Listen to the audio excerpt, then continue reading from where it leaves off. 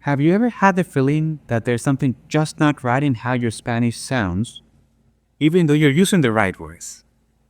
Well, sometimes it's not the vocabulary nor the grammar, but something more subtle, the tone. You see, the way we naturally phrase things in Spanish can vary a lot from what we learn in a textbook. And while each region has its own unique flavor, there are a few common habits that native English speakers tend to fall into that can make their Spanish sound less natural. Hello, everybody. I'm Daniel, and as a Spanish teacher and brand ambassador for Spanish 55, I get to help people bridge that gap between textbook Spanish and real life Spanish. Today, we're talking about why English speakers can sound less natural when speaking Spanish. And more importantly, how to start adjusting your tone to sound more like a native. Okay, tip number 1. Avoid the overuse of pronouns. You see, in English, we need pronouns to clarify who we're talking about. This is because the way verbs are conjugated in English is pretty much the same with most pronouns except for he, she, or it. But in Spanish, the conjugation varies a lot from pronoun to pronoun. So, the verb conjugation gives away who we're talking about. So, if you want to say, for example, I'm going to the cinema, even though it's correct to say yo voy al cine, it's more natural to say simply voy al cine.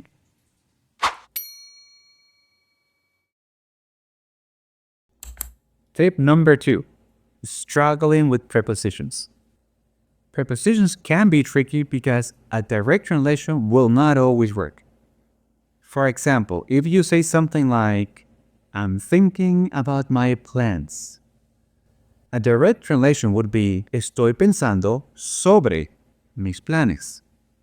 But in Spanish, we would actually phrase that, estoy pensando en mis planes. Knowing which preposition to use or how to use prepositions correctly only takes some exposure and practice. If you really like to know more about prepositions, we have a really good series for beginners right here in our channel. I will leave the link in the description box for you. Tip number 3. Avoid false friends. Now, we're not talking about false associations, which is also good to avoid. We're talking about false cognates. What are false cognates? False cognates are words that sound similar in English and Spanish, but have a completely different meaning. Take, for example, embarrassed. You may say something like, I'm so embarrassed, and want to try say, estoy tan embarazado. But trust me, if you say embarazado, you will definitely feel embarrassed because embarazado actually means pregnant. So, if it happens to you, don't worry about it. Just be mindful about these false cognates and keep in mind that it's all part of the learning process. Tip number 4. Avoid being too straightforward when you make a request. Now, this is a big difference between English and Spanish. English is a very concise language. We want to just cut to the chase. But in Spanish, we want to be considered with the listener. Or as we say in Mexico, nos andamos por las ramas. So while it's okay to say in English something like, I need a napkin or I want a napkin, if you say in Spanish, quiero una servilleta, you sound too demanding. It's more polite to say something like, ¿Me podrías dar una servilleta? Could you keep me a napkin? If you would like to know more about how to make your request politely in Spanish, check out part 1 of our series, Spanish for Complete Beginners.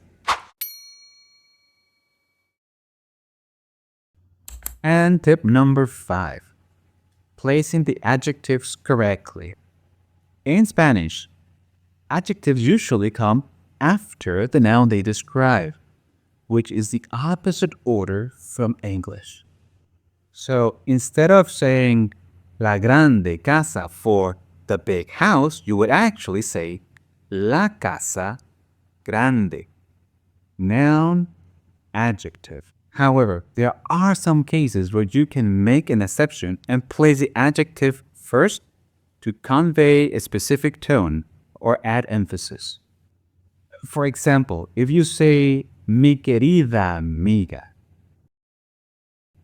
placing the adjective querida before the noun adds more endearing to the expression.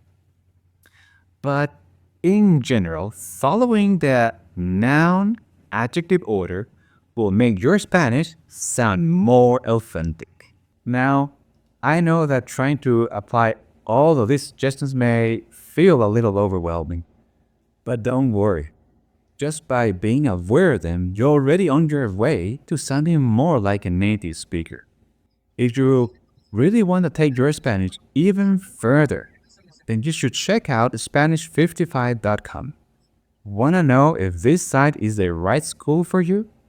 Then be sure to follow our podcast, Conquering Spanish, Interview with Learners, where you will hear interesting stories from some of our students who have conquered the language barrier. That's all for today, my friends. Thank you for watching. See you next time.